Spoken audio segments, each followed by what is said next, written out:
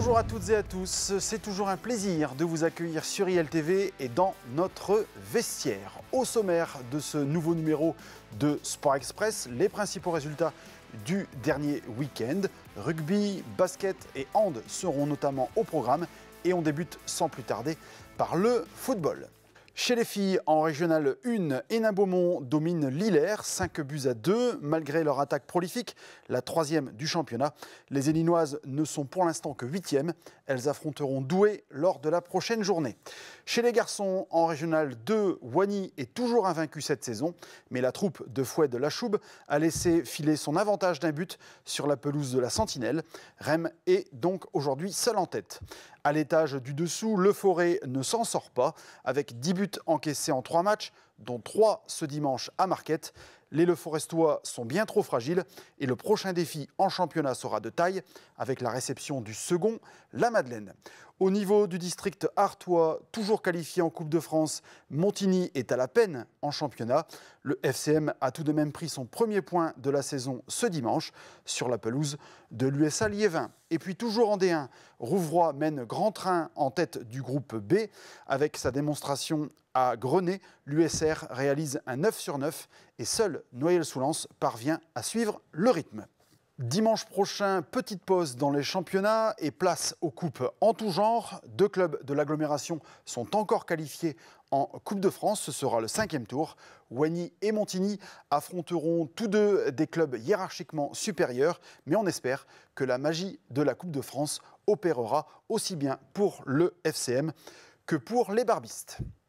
Nous restons sur les vertes pelouses et nous allons maintenant parler de rugby. Dans la division promotion honneur, le Forêt ne décolle pas et son compteur points est toujours à 0. Les Leforestois ont été battus dimanche à Laon pour la 3e fois en autant de matchs. On poursuit notre tour d'horizon des principaux résultats du dernier week-end et on s'attaque maintenant au sport de salle.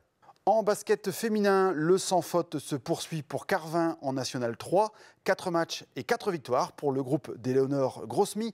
Gros test en prévision dimanche prochain avec un déplacement à Wascal, le 3e.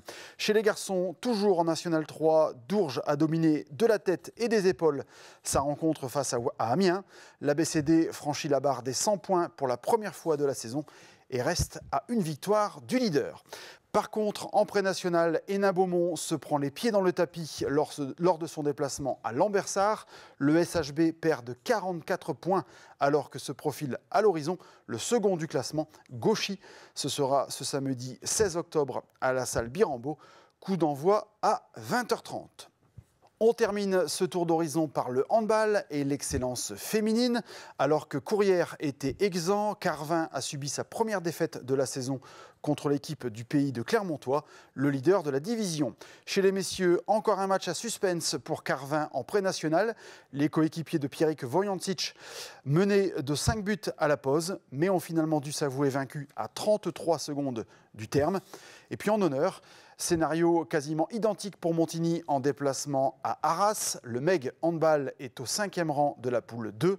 Position identique pour Libercourt dans la poule 4 avec une nouvelle défaite concédée à Douai. Voilà, ce numéro de Sport Express touche à sa fin. Merci de l'avoir suivi, merci de votre fidélité et rendez-vous la semaine prochaine pour la suite des aventures des clubs et des sportifs de l'agglo Hénin-Carvin. À très vite.